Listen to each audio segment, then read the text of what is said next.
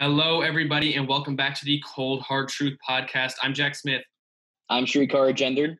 And I'm Anish Gupta. And today, guys, we are debating once again. We had a ton of fun recording the last time. I want to start you off with this one, though. Can Ryan Tannehill be the best quarterback in the AFC South this year? No, not with Deshaun Watson in that division. I'm sorry. Because here's the thing. I get it. Watson lost Hopkins. He can thrive without him. You still got Brandon Cooks, Randall Cobb, Will Fuller, and he's coming off back-to-back Pro Bowl seasons. Yeah, and Kenny Stills too. So I wouldn't say Tannehill is gonna have a better year because I think with Watson in that division, I think he's just the clear favorite for me. So the question was not will or should, it was could he be? And I say a definitive yes, because Tannehill went 7-3, right? He went 7-3 with the Titans team that went 2-4 to begin with. They really lost all hope. I mean, they started well by destroying my Browns by 30, I think. And then, they kind of fell off after that. They lost to teams like the Jaguars, right? They were just trending in a terrible direction. Tannehill comes in and gives this team new life. And he had, I believe, the fourth highest passer rating of all time. That's pretty good. And 10 games is a pretty good sample size for that too. It wasn't just some 5-game stretch like we saw with Teddy Bridgewater. This was 10 games, and that's the majority of the season.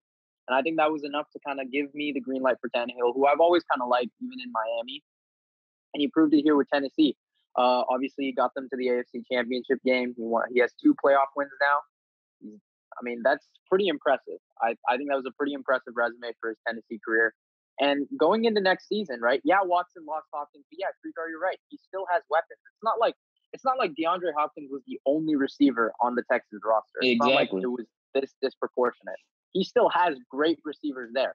But so that being said, there's no excuses in my opinion for Deshaun Watson. I get it. You lost a top three receiver, but there are no excuses. You still have a boatload of weapons, right? Shrikar and I just named you 4 solid receivers, all of them who have the potential to hit 1,000 yards. All 4, right?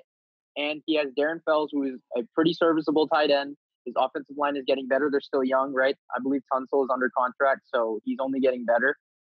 I mean, what's not to like about this offense? I know, albeit said, and who knows? Can David Johnson have a resurgence? Hey, only time will tell. But he's in a new system. Ryan Tannehill, though, he's already had more experience with this team. In my opinion, he's only going to get better. It's not like he's 35, right? I think he's been in the league since 2012. And this is honestly the best supporting cast he's ever had. Albeit he doesn't have Jack Conklin, but he still has one of the best running backs in the NFL. So being the best quarterback, in my opinion, is 1, winning the most games, and 2, having the good stats. And honestly, I think he'll do better. I think he'll do both. I think he'll have great stats, and I think he'll win. I don't think he's going to have better stats than Watson. In terms of what do you mean though? More touchdowns? Just overall numbers. Touchdowns, yards, I guess less. Tannehill may get less. So picks. Keep in mind, I believe Deshaun Watson was under 4,000. I believe so. I would have to fact check it, but I'm pretty sure he was under 4,000 yards. So Deshaun Watson is, yes, he's very electric, and I think the thing that makes Deshaun Watson so great is not his insane stats. I think his rookie year he's actually putting up insane numbers, but since then, it's not really been the numbers with him. It's just him finding a way to win. And that's what makes Deshaun Watson so great. That's what makes him a top 5 quarterback in most people's eyes right now, right? Yes. It's his ability to, extend plays with his quick feet, his quick wit, whatever it is. He's just able to make plays no matter what and keep the Texans in games. So I think he can definitely do that. But compared to Ryan Tannehill, Tannehill just showed me more of a, more pocket presence while still being able to run.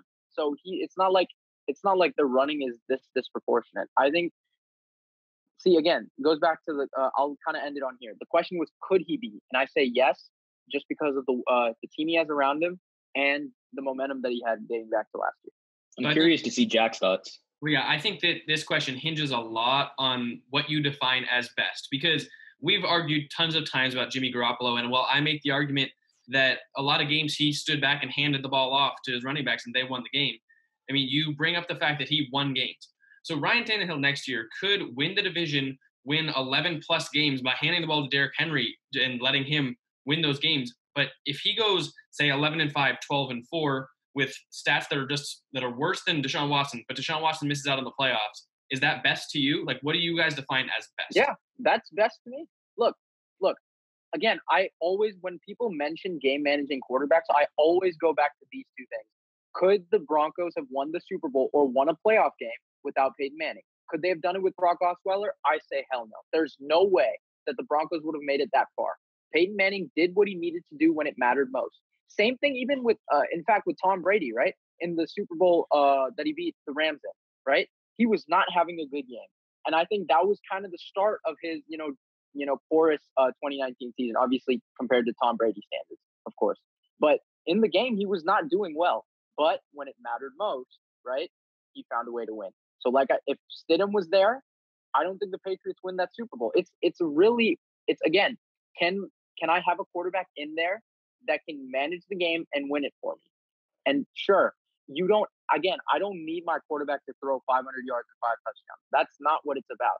It's winning the game. That is why you play football, right? And if a quarterback can do that, I'm totally fine with it. Peyton Manning, I think, had 17 picks and 9 touchdowns his final year, but he won the Super Bowl. And does anyone put an asterisk on it? No one does, right? Everyone gives him credit for it. So because he was able to manage the game when it mattered. So if Tannehill goes 11-5, goes sub 4,000, which I don't even think he will. I think he'll go over 4,000, right? Wow. Sub 25 touchdowns. I think he'll go over 25 touchdowns, right? And I think he'll throw less than 15 picks, right? But even beyond that, if he doesn't do that, but he gets to 12-4, best quarterback in the division. So are you saying that in the game that the Titans played the Ravens, the AFC divisional round? Yeah. You do not think the Titans could have won that game with Marcus Mariota throwing under? Oh, no way. That is a perfect example in my favor, because here's what happened in the first half, right, of that game. If you can recall, right, the Titans had a big lead and they were able to sit on it. How did they get that big lead? So the Ravens actually stuffed Derrick Henry in the first half. They didn't allow him to go crazy like he did against the Patriots the entire game, right? So what happened was in the first half, the Ravens held the ball. They basically said, okay, we're going to make Ryan Tannehill beat us, because the Patriots didn't do that. They didn't force Ryan Tannehill to throw. They just kept giving it to Henry, and he was able to win the game for them. However, the Ravens forced Tannehill to throw, and he threw 2 crucial touchdown passes. I think there were one to the tight end and another one to Jonnu Smith, who made that insane catch. So he threw 2 touchdown passes, and that essentially gave the Titans a big lead that the Ravens essentially couldn't keep up with.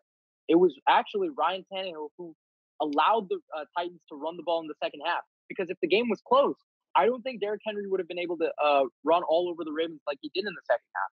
So it actually was Ryan Tannehill who won that game. And if Marcus Mariota was in there, right, in that first half, I don't think he would have done it. Yeah, I think Tannehill was the reason why they won. You didn't think Marcus Mariota could do that. I mean, I don't think so. I believe that Deshaun Watson will be the best quarterback in this division this year, just because I think he does have weapons, and he's a transcendent talent. If you watch him play, you know how good he is. But could Ryan Tannehill hypothetically do it? I'll say yes to that, but I'm going to say no, he won't. Okay. All right. We are going to move on to this one. This kind of stems off a hot take I didn't get to fit into the last episode. Is Aaron Donald the most talented player in the NFL? Anish, I'll let you go first. So it wasn't best player and most talented. Okay. The question is most talented, and honestly, there are so many players that you could give that title to. I'm gonna say yes, right? But if the question was, is he the best player? No way. Because so again, the question was most talented. Yes, Aaron Donald has done things that we've never seen a defensive tackle / defensive end do, right? He's able to run stuff like no other. He's able to get to the quarterback. Though last year he didn't have, I think he regressed a little bit compared to the year before, where he had 20 and a half sacks. I know, but we're comparing it to Aaron Donald here. So, I mean, exactly, right? But the fact is we're comparing it to himself, and to have that be a quote-unquote down year shows he's the most talented. But he's no way the best. It's Patrick Mahomes, because, again, when you say the best player in the NFL, value does come into fruition. And that's why the most valuable player award always goes to 99% of the time goes to a quarterback, because they're the reason behind the team's success. Also, they're the reason behind the downfall. So is Aaron Donald the most talented player? Yes, but he's not the best. Now, see, that's where I disagree with you. I agree. He is the most talented, but he's also the single best player in the NFL. No, I'd give it to Mahomes. No, he might. I'd give best to Mahomes. I actually agree with Anish here. How can he be the best player? Listen, watch this. If you were the Chiefs right now and you offered Patrick Mahomes to the Rams for Aaron Donald straight up, the Rams would do that in a heartbeat. They would not. They would literally. Exactly. In fact, this quarterback holds so much more value. They would give Donald and a first-round pick if they could get Patrick Mahomes. Any team would do that. There is no doubt in my mind. If the Chiefs were stupid enough to offer that to the Rams, take that in a heartbeat. No way would I. That's most valuable. I didn't say most valuable. I said best. Yeah, best. Doesn't best mean most valuable? No. Best doesn't mean most valuable, but best has to include value, right? That has to. And that's where quarterbacks come into play. Because quarterbacks have value. Exactly. I'm not arguing value at all. I'm saying Aaron Donald in the NFL is the single best football player in the league right now. What makes him the single best football player? What makes him the single best? Have you seen him play? I have. Yes. But he hasn't.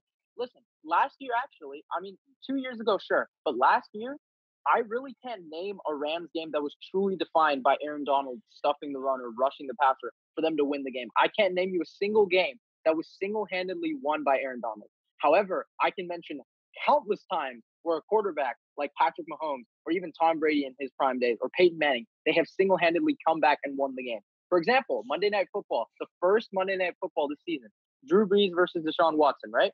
Texans go up, and everyone thinks the game is over, right? I think it was like 30 seconds left. But Drew Brees single-handedly got his team there. He got his team to field goal range, and Will Lutz did the rest.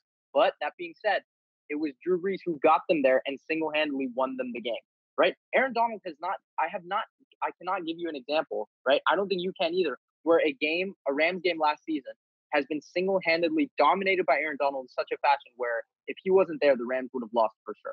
I cannot give you an example. I think it's difficult for a D tackle. Obviously, I'm not sure you can name a single game where a D tackle won a team a game.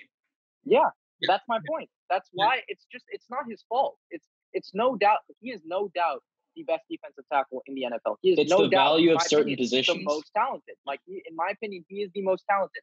But when you say single best, I cannot give that title to Aaron Donald because it's just his position. It's unfortunate, but that's just the way it works. It's his position. I cannot give it to a non-quarterback. I cannot. I would put Mahomes over him. I would put Russell Wilson over him. I don't know if I could put Lamar Jackson over him yet. But Mahomes and Wilson, sure. I'm a bit biased, but I might put Drew Brees over him just because, again, I've seen plenty of times where Drew Brees throughout his career has won games for the Saints. So I think those are three guys right now in today's NFL that I would put over Aaron Donald. I think those are three guys that are just so valuable to their team that you wouldn't see the same results from them. No, I just think that we're mixing up value and best. I think that Aaron Donald's the best football player. He might play defensive tackle, which I will tell you is not a position that's going to win teams football games just like that. So what is your criteria for best? Is it talent? See, again, for me, it includes talented and value. I think you're going off of just talent. I think it's talent and production. That's what makes best. And Aaron Donald's got both of them. See, he has both, but so does Mahomes. So does Russell Wilson. But the fact is they also have that valuable criteria that or criterion that, sets kind of pushes over the edge for me, at least. Because Mahomes has the stats, right? Consistent. I mean, he threw for 50 touchdowns his first year as a starter, right? And Russell Wilson has done the same. He has thrown for a lot of yards, a lot of touchdowns. He has found ways to make plays. And not only that, he's so valuable to his team, right? Like that. Those are the three things I think I look for now with the best player is I think Jackie said it, but I'm adding one more in there. Talent, production, and value. And unfortunately, quarterbacks usually match all three, whereas a running back may not match the third one. Any non-quarterback may not match the third one. And that is why Aaron Donald is not the single best player in the NFL, but I will give you this. He is the most talented. I mean, I'm going to say most talented and best. Valuable, I'm not sure he cracks the top 10 because exactly. He's one of the, I would say, least valuable positions in the league. But we've seen him do things that they just seem unimaginable on a football field. But see, if you're a GM, right, and you want to, the whole goal of an NFL team is to win games and win the Super Bowl. But that's not what we're arguing. We're arguing just it is. The best football. Yeah, it is. Exactly. And the best football player in the NFL is a player that can win you a Super Bowl, right? Can Aaron Donald win you a Super Bowl? I don't think any of us would say yes. Can Patrick Mahomes win you a Super Bowl? Yes, and we've seen it. Can Russell Wilson win you a Super Bowl? Yes. Can Aaron Rodgers win you a Super Bowl? Yes. We've seen examples from quarterbacks, and it's not his fault. Again, I think that's why you see, right, Patrick Mahomes becoming the face of the NFL, right? Just as Tom Brady was obviously starting to kind of decline. Peyton Manning was at his time. But it's always been a quarterback that represented the NFL. And the NFL knows that. GMs know that. I think everyone in the whole NFL world knows that. And I think that's why you have to give the best player in the NFL title to a quarterback. I mean, I get it. I still disagree because I think that we're never going to agree on the criteria, I guess. But, I mean, I'll take it that you admitted he's the most talented. Mm-hmm. But I want to, going off of that, do you remember the NFL Top 100 list going into this season? I do not recall it, but elaborate. Aaron Donald was Donald first? And yeah, he was player voted the number one best player in the league. So you disagree with that? Yeah, I would disagree with that. Okay, that's interesting. Okay, so I want to go to the AFC now. We talked about the NFC and Aaron Donald. Are the Steelers back to being AFC contenders with a healthy Big Ben? Absolutely, in my opinion. Because here's the thing. Steelers already have an elite defense. You bring back Big Ben. You have Deontay Johnson, James Washington, Juju Smith-Schuster. You add Eric Ebron in the offseason. And here's the thing. Last year, Steelers were still competitive with Mason Rudolph and Duck Hodges. Imagine what they're going to do with Big Ben coming back. And I know you may be concerned about the injury, but I believe he can come back from this shoulder injury. And I think maybe not up to his full form, but I still think maybe 80 to 85% will come back. And that's enough to make them contenders in the AFC. You got teams like the Chiefs, the Ravens. I think the Steelers can beat the Ravens. I think they can beat the Ravens. They'll probably split. And in terms of like, I'm just saying in terms of supporting cast that Big Ben is going to have around him when he comes back, I truly believe that these guys are going to be contenders again. So, first off, it was an elbow injury, not a shoulder. My bad. The question was, are they being AFC contenders? Meaning, can they win the AFC? Right? I just want to clarify. Yes. Okay. So to that answer, it may sound biased, but I'm going to say no. Let me guess. The Browns are going to win it. No. My thing is the Steelers are playoff contenders. They're division contenders, right? But are they in that Super Bowl bubble? No, not yet. I'm not yet. I cannot say that right now because I need to see Big Ben back. He's like what? I think he's 38 or he's 36 or 38, one of those ages. And he's never had a good offseason kind of regime. He's never, bulked up in the offseason, really trained hard. I think Colin Cowherd kind of attested to that. So and coming off an injury like that at the age he is, what Big Ben am I going to get? Again, Shrikar, you say 80 to 85%. It could be 30 to 35% for all we know. So I don't know what Big Ben I'm going to get. Second, right, Juju Smith-Schuster. Everyone wants to believe he can break out. And again, this past season was supposed to be the year he just erupts, right? And I know this was Deontay's year. This could be Juju's also, but I was very skeptical on Juju breaking out. I was very skeptical on him being a number one receiver without Antonio Brown, and I kind of showed last year. Yes, I know, Jack, you're biased because he's from USC. You could atone to no Big Ben, but still, he had a lot of targets and he didn't make do with them. So I don't know what Juju Smith-Schuster I'm going to get. Right? That's one question. The defense is very, very good. I think it can easily be the best defense in the NFL next year. Easy, no question. That should definitely be in everyone's top five. The Steelers defense. It's top three in my opinion. They've always had I would agree with that too. They've always had a defensive identity, and now they've got young stars that are just changing the game. Honestly, TJ Watt is a really, really good player. So they have a lot of guys there. I think the trade for Minka was a success in my book. I think it was worth the first round pick. So their defense is very good, but again, you need both. You need both to be an AFC contender, right? You can ride. And I think they will have both. So okay, but I don't think they'll have the offensive side. You can ride your defense to the playoffs. that I totally agree with. You can have the best defense in the NFL and easily make the playoffs. But in the last 10 years, it's been a very long time since Big Ben has done well in the playoffs, right? The Steelers have had constant playoff projections, constant times. And there have been times where we expected them to win, and they just flat out failed. I'm not going to give Big Ben the title of a choker because he has 2 Super Bowls to his name. But really, those 2 Super Bowls, again, he had a really good supporting cast and 2 really good coaches. But that, again, see the 3 things, right? O-line, coach, and quarterback. The Steelers have all 3. So that, again, for me, that's enough to get into the playoffs. But that's not enough for AFC. We need to keep a counter on how many times Anish brings up coach, O-line, quarterback. Like, for real. I mean, it's like, again, it's just what you need for. It's true, though. It's true. Tell me one team that has broken that and, just won a Super Bowl. I agree with you. Don't worry, man. But yeah, it's not enough. I need to see it. It's not enough for me to give them a title of AFC contender. See, this is one of the few times, I think, if you guys are listening, that me and Anish actually agree on something. I know it's kind of crazy, but no, I do not think they're AFC contenders. We really need to see what Big Ben can do because, to be honest, do you remember what's the last thing you remember Big Ben doing? Like, I feel like I haven't seen him against the Seahawks. That's what I remember. I haven't seen him play in forever. Yeah. Like, and I honestly couldn't picture what he looks like right now. I got that James Harden beard. Yeah, I know. Yeah, man. But he's growing one out, man. What we're gonna see on the field. I mean, he can come out and be what he used to be, or he can come out and be a bottom half quarterback, and I wouldn't be surprised by either, to be completely honest.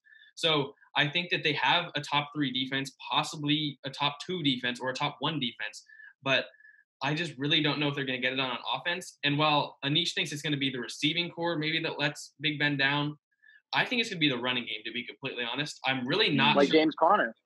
I think he's great. I think he's fine. Like, they don't need anything. Like, it's a really tough thing because the Steelers have always done well with running back. When Le'Veon Bell has gotten injured or suspended, they were totally fine. D'Angelo Williams erupted. Like, I remember for fantasy purposes, this dude was on another level. This dude was producing top 5 fantasy numbers when Le'Veon Bell was out. Same thing with James Conner when he obviously last year, not top 5, but top 10. I'm forgetting the other running backs who've come in when Le'Veon Bell was hurt. But every time, it just seems like the Steelers have always had consistent running game production. For me, it's the receivers. And I know there are a lot of guys on that team that could easily break out. And they have 3. That's really insane to think about. A team with 3 breakout candidates. Deontay Johnson, James Washington, and Juju Smith-Schuster. That is very insane to think about. But I will give you this. I think Eric Ebron will be a great fit for Big Ben. It was the most underrated signing in free agency, in my opinion. Because very Miller was his security blanket. He hasn't had that since, but he's always used the tight end, Jesse James. He's gotten close to it with Vance McDonald, but he hasn't really had that. And I think Eric Ebron will be that guy. But that being said, I need to see it. And the question was AFC contenders, not playoff contenders, not division contenders. And also, we got to admit their division did get better, right? Like, I mean, the Ravens are still there. Browns definitely got better over the offseason. Same with the Bengals. So there's a lot of turmoil there. You know how the Bengals play against the Steelers. Same with the Browns recently. The Ravens always get their A game against the Steelers. So honestly, the Steelers might go under 500 in the division. So, and is that enough for AFC contender in my book? I don't think so. So, if Big Ben comes back like I projected, 80 to 85%, could you confidently say they're AFC contenders then? No. Okay. For AFC contenders, I think you can only give that title to 2 or 3 teams. I'll go with 2. Yeah. Chiefs and Ravens? I'm fine. Yeah. Ravens, and I'll say Titans. The only borderline team is the Titans. Exactly. Yep. That's the only borderline team I'll get. But the 2 AFC contenders for sure are the Baltimore Ravens and the Kansas City Chiefs. I cannot for an AFC contender, it's a pretty high title that you're getting. The Steelers were that. It used to be the Steelers and the Patriots about 5 years ago. Not really right now. Yeah. So the Steelers, we mentioned, have one of the top defenses. A team they compete with is the New England Patriots, and that's mostly because of their stellar secondary. But I'm wondering, do the Pats still have the best secondary in the NFL? I'd honestly go with Baltimore. You have 2 Pro Bowl corners, Marcus Peters and Marlon Humphrey. You got Jimmy Smith behind him. What? I mean, no, keep going. You got a legendary free safety, Earl Thomas. You got Chuck Clark, one of the more underrated safeties, in my opinion. Would I put them over the Pats? Yes, right now I would. I'd put the Pats at 2. but I want to hear what you think. Do the Pats still have the best secondary? Yes. Hell yes. Not, and I don't know if it's close, but yes. And here's why. And you got to say it's close because they're sure. I guess Baltimore. Look, the way that they play with each other, it's just so magnificent to see how they play.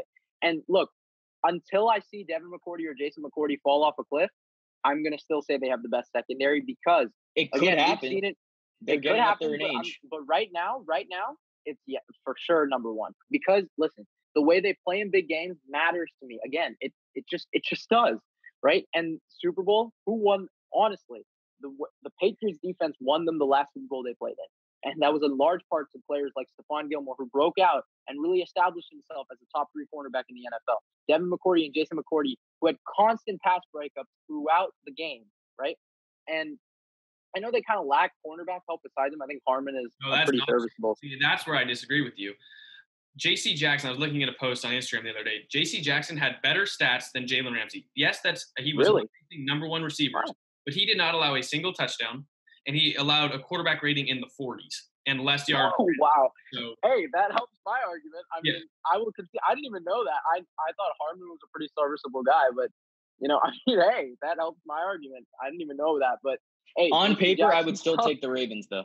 On paper, I'd still take the Ravens. On paper does not translate into on-field play. I've told you that 100 times. It does not. And again, against the Titans in the playoff game, honestly, the secondary was the one that choked them the game, right? They allowed 2 touchdowns to 2 different tight ends. How is this as a secondary? That is your job. That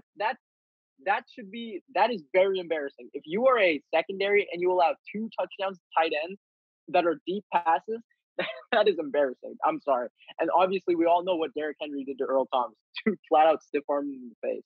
So, in the games that mattered, they really did not show up. And sure, they would look the best on paper. And I know Jack's probably going to say the Chargers. I know he's a huge fan of them. I don't know why. But, again, I need to see it. I need to see them play together. Chargers and Shrikar, I don't think the Ravens are the best on paper. I think the Chargers are the best on paper, by the way, which is why I can see Jack's argument. It's fair if you want to say that. That's fair. I need to see it on the field. I need to see it. And the Chargers actually were not that good in terms of secondary play last season. And I don't think Chris Harris is the defining factor. But I think you guys all know I'm a huge fan of Derwin James. So I wouldn't be surprised if the Chargers overtake the Patriots next year. But right now, the question is, do the Patriots still have the best secondary? And it's a definitive yes. Wow, Anish really talked for me, didn't he? Yeah, I'm going with the Chargers. I've been saying it for a while. They have the best secondary in the NFL, and on paper and on the field, I'm going to say this year, because they already had Casey Hayward and Desmond King, who are top 15 corners. Both of them, yeah. And you say Derwin James is probably the best safety in the NFL? Yeah. And so they've already got – and now they add Chris Harris, and they had Nasir Adderley, who will play his second year this year. Chris Harris, Nasir Adderley, Derwin James – and Desmond King all have flexibility to play safety. Yeah. Yeah, so, I'm conceding. It's funny because I'm conceding every point you're making. But the question was not who will be the best secondary. It's do the Pats still have it right now to this day? Yes. And next year, again, I hate to kind of give you this yes but no. But next year, honestly, if we were to bank on that question, who would have the best secondary next year, I will say the Chargers. But right now, it's the Pats because I've seen it work. I've seen them come together, play well with each other. Bill Belichick is still the defensive guru that I know, right, that we all know. So, and again, Anthony Lynn, I need more from him. I need more of his coaching, right? I don't get that I don't get those problems with Bill Belichick. See, I think it's the flexibility that puts the Chargers over the top. That's fair, but do they have the same chemistry, right? Do they have the same chemistry as those 4 guys that I mentioned? And now to add J.C. Jackson, you brought up that point. I can't believe I didn't even know about that. But yeah, that's another great guy I know. Yeah, I probably would have that probably would have been a good point that I should have looked up. But yeah, J.C. Jackson, I got to look more into his game. I'm sure he plays more in the slot, so that's how he's able to get that quarterback rating. So, but still, if you can have a solid slot corner like that for the Patriots. Not only, not to mention the safety help. I didn't even mention Patrick Chung, who's still very, very solid. So those are great guys on the secondary. All right, next question revolves around Anish's like third or second favorite quarterback in the league. Oh, walk it to him, Wentz, as you like to say. Walk it to him. Yep. Oh, walk it to him, Wentz. I think we can all agree that if Carson Wentz was healthy throughout that Super Bowl run, the Eagles still would have won the Super Bowl, maybe even a little easier than they did. But I'd say so. On his resume, when you're looking at Carson Wentz, either when it comes to the Hall of Fame or just talking about him among quarterbacks, should he have a Super Bowl on his resume? Because his team won, and they would not have been in the position to win it if he did not get them to the playoffs with that great record. I'll let you go, Anish. Dude, that's such a tough question, and it pains me to say this, but I'm going to say no. That Super Bowl should not count to him because, oh, man, it's so tough because, honestly, I know it wasn't going to count towards him, and I think this is the one example where you can definitively say the Super Bowl is an asterisk to a quarterback's name. I know I always talk about, like, guys that, like Peyton Manning, that Super Bowl that he won against the Panthers should definitely go in as a true second Super Bowl win for him. But for Carson Wentz, honestly, I still believe that he should have had that MVP. And you know what? At least it would have made this argument that I'm making. At least it would have salted some wounds. But man, it sucks because he didn't win the big games. He didn't. He just didn't. Unfortunately. He didn't win them. I think he won 11 out of the 13 games that the Eagles ended up winning that year. And he had a very, very, very good year that year. I think he led the league in touchdowns despite only playing, what was it? I think it was 13 games, but he had an insane year. I still remember that. MVP year. Yeah. He should have won that MVP. I still stick by that. I don't know why. Brady honestly won it because he was healthy. It was just because of injury, though. But the problem is, in my heart, I believe that the Eagles would have still won the Super Bowl, but I didn't see him in the big game. I didn't see him beat Atlanta, right? And I know Nick Foles didn't really win that game, but 15-10, Eagles did win the game. Nick Foles made enough plays to score enough points. Obviously against the Vikings, man, he didn't look back, dropping 38 on their heads after just, the Minnesota had an insane defense that year. He put 38 on their head. Then going into Minnesota, an already violent atmosphere, I'm sure they were full of Vikings fans who really didn't like Nick Foles, and obviously the Patriots always travel well. So he was able to win in that environment, obviously pulling off one of the best plays in NFL history, the Philly special. So those games, that Super Bowl does go into Nick Foles' resume, and I know he's not going to have any case for the Hall of Fame, unfortunately. See, like him and Joe Flacco, I think, are two exceptions. I think those are the two quarterbacks to win a Super Bowl MVP that I will not put in the Hall of Fame, just because they have not done enough to back those up. I think multiple Super Bowl MVPs, you are in no matter what. And I think we've seen that. I think there are 5 quarterbacks to do so. I think all will get in. I think Eli Manning is a discussion for another day. But again, Nick Foles has that. Carson Wentz doesn't. And I think because he didn't win the big games, it should not count for him. But I think we all know he would have won that Super Bowl, and he would be regarded as a top 5 quarterback right now, maybe even top 3 if he had not gotten hurt. I agree with you. We all agreed that he was going to win that Super Bowl if he was healthy. And I'm going to agree with you on the fact that Foles won Super Bowl MVP. And having that Super Bowl MVP to his name, that kind of degrades Carson Wentz's legacy in Philly a little bit, because I don't know. Whoa, I don't think it degrades his legacy. Yeah, I don't think it takes anything away from Wentz. Well, I guess how do I phrase this? Like, it kind of you don't remember that team. Yeah, because of Carson Wentz. You remember that team because of Nick Foles and what he did in the Super Bowl, what he did in that whole playoffs. That's kind of what I wanted to say. But I mean, it's not definitive. That's the problem. But I'm gonna say that it's not gonna. It's so hard to say this. It shouldn't count towards what he did in Philly. It just shouldn't. And it sucks to say. In my opinion, Carson Wentz top 7 quarterback right now. I'll put him at 7. He could be higher by the end of this year. But he would have been a lot higher if he had that Super Bowl. In my opinion, I agree with you. He would have been top 5 in my opinion. Yeah, Matt Stafford, Streetcar? Carson Wentz versus Matthew Stafford. No, look, this could be another, maybe for a hot take another day, but I'm going to throw this out there. If Carson Wentz won that Super Bowl completely healthy, I would regard him as the best quarterback in the NFL right now. I really would. Too far. You cannot because think about it.